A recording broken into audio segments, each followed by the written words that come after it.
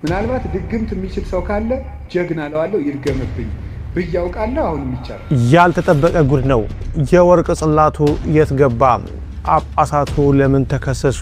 ለመንበረ ፓትርያርክ ጠቅላይ ቤተ ክህነት የገባው ደብዳቤ ጳጳስ ሲያጨስ ነው አይቻልም። ጳጳስ እያጨሰ ምን ትላላችሁ? እስቲ ጳጳሱ ሲጋራ እያጨው ቡል እኔ ጳጳሳት ያጨሱ ሁለት በመሆን አልናገሩም። የቤተ ክርስቲያን ቄሶችን ከሚሰሩበት ስራ የተሻለ ደሞዝ ታገኛላችሁ በሚል እኔ የቤተ ክርስቲያን የቤተ ክህነት ቤተ ክርስቲያን ስራ አስኪያጅ ነው በማለት ከእያንዳንዳቸው ቄስ ከ25 ሺህ እስከ 27 ሺህ ብር በመቀበል ሰላም እንደምናላችሁ የተከበራችሁ የዩቲዩብ ቻናላችን ቤተሰቦች፣ እንግዲህ በመግቢያው ላይ እንዳዳመጣችሁት ዛሬ በጣም አጓጉ የሆኑ ዝግጅቶችን ወደ እናንተ ይዘን የመጣ ነው። እናንተ ቪዲዮውን ላይክ፣ ቻናሉን ሰብስክራይብ እያደረጋችሁ አብራችሁን እንድትቆዩ በትህትና እንጠይቃለን። ላይክ አድርጉት። ላይክ ስታደርጉት ብዙ ሰዎች ስለሚያዳምጡትና ብዙ ሰዎች ስለሚያዩት የዚህ ቪዲዮ ላይክ ቢያንስ እንኳን 500 እስከ 1000 እንዲሆን እንፈልጋለን። እንግዲህ እንደያችሁት መግቢያው ላይ ወደ መጀመሪያው ቪዲዮአችን እንገባለን።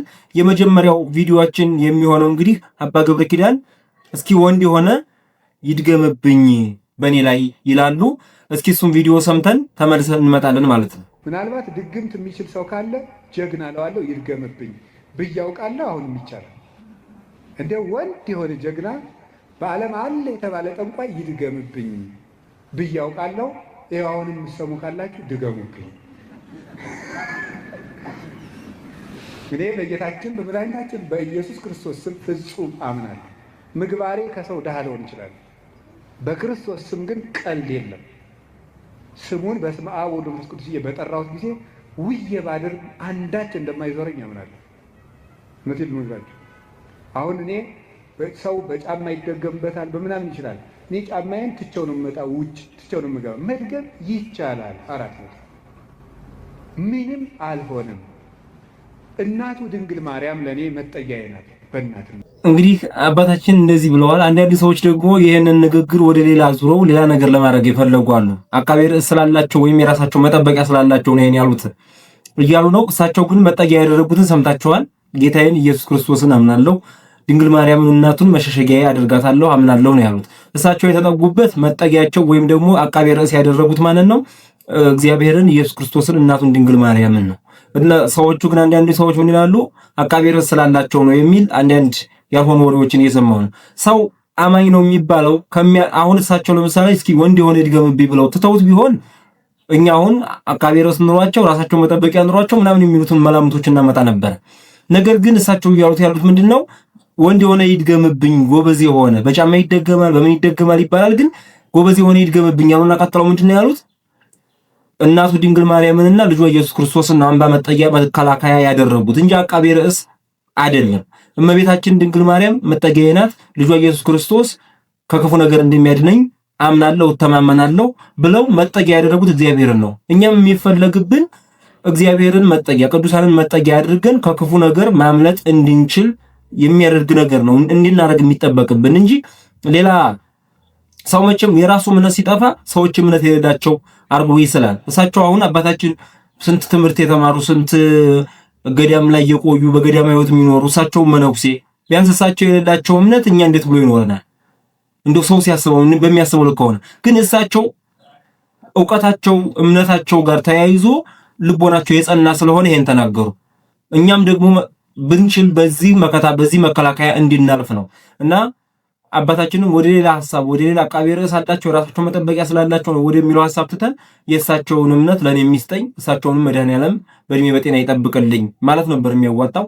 ዙሮ እኛ እንድንል ያስፈልጋል ማለት ነው። ሁለተኛው ቪዲዮ ደግሞ እኔ የሚያጨስ ጳጳስ አይቻለሁ ይላሉ።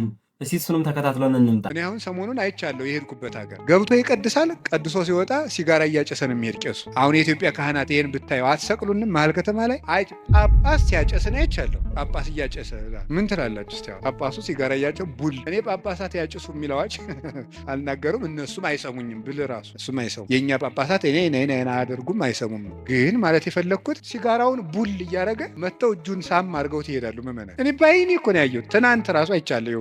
ዛሬ ጠዋት ነው የገባው። በነገራችን ላይ እግዚአብሔር በካህናትን ይጠቀምባቸዋል። ካህናቱ ግን እግዚአብሔር ላይ ይጠቀሙበት ይችላል። ስለዚህ እኛ ብዙ ጊዜ መቅደስ ላይ ወይም ቤተክርስቲያን ላይ በኃጢአተኛ ካህን ልንቆርብ ነው ወይ እንላለን። በኃጢአተኛ ካህን መቁረብ አለመቁረብ እዚህ ጉዳዩ እኔ ብቆርብ ማንን አስቤ ነው? የካህኑን ንጽህና የካህኑን ቅድስና አስቤ ሳይሆን የክርስቶስን ስጋና ደም አስቤ ነው።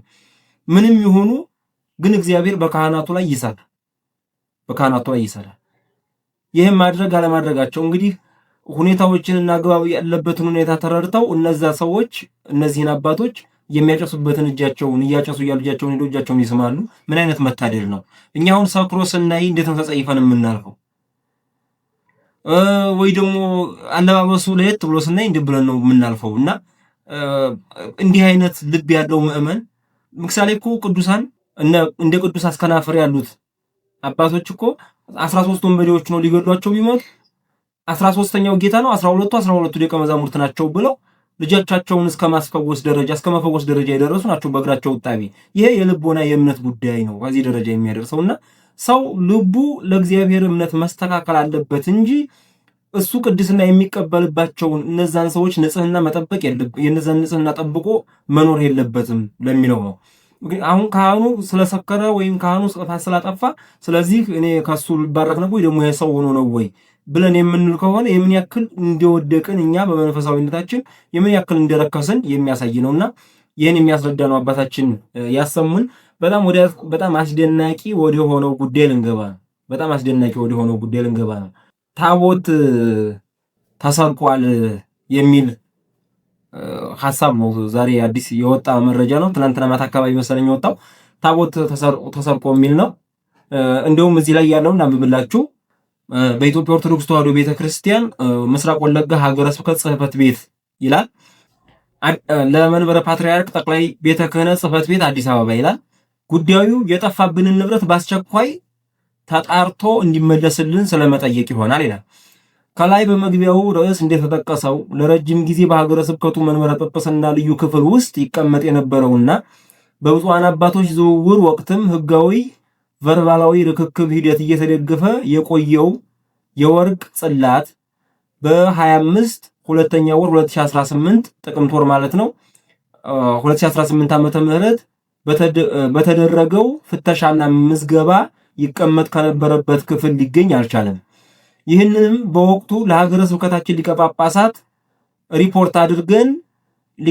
ሪፖርት አድርገን ብፁዕነታቸው ደግሞ ለመንበረ ፓትርያርክ ጠቅላይ ቤተ ክህነት ጽሕፈት ቤት በጽሑፍ አመልክተዋል።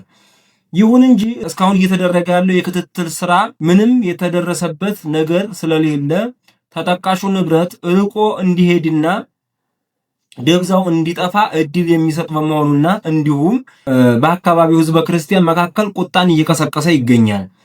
ስለሆነም ጽሕፈት ቤታችን ጠይቆ ባገኘው መልስ መሰረት ብፁዕ አቡነ ሩፋኤል ከብፁዕ አቡነ ኤልሳ የልዩ ክፍል ቁልፉን እንደተረከቡ በቂ የሰው ኃይል ማስረጃ ስላለ የሀገርና የሕዝብ ንብረት የሆነው ይህ የወርቅ ጽላታችን ርቆ ከመሄዱ በፊት ደብዛው ከመጥፋቱ በፊት ብፁዕ አቡነ ሩፋኤል ቀርበው እንዲጠየቁልንና የተባለው ንብረት ወደ ቦታው ተመላሽ እንዲሆንልን ይደረግ ዘንድ ከፍ ባለ አክብሮት እንጠይቃለን ብሎ ግልባጭ ለብፁዕ ወቅዱስ ፓትርያርክ ልዩ ጽሕፈት ቤትና ለቅዱስ ሲኖዶስ ጽሕፈት ቤት ይላል። ለብፁዕ አቡነ ኒቆዲሞስና ለሀገረ ስብከቱ አስተዳደር ክፍል ይላል ማለት ነው።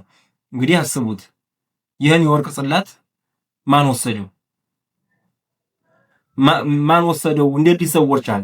ደብዳቤው ላይ እንደምንረዳው እንደሚያሳየን ብፁዕ አቡነ ሩፋኤል ያው እንደምታዩቸው ማለት ነው እዚህ ፎቶ ላይ አቡነ ሩፋኤል ናቸው የተረከቡት ቁልፉን ከአቡነ ኤልሳ ከተረከቡ በኋላ ግን ፍተሻ ሲፈተሽ የለም።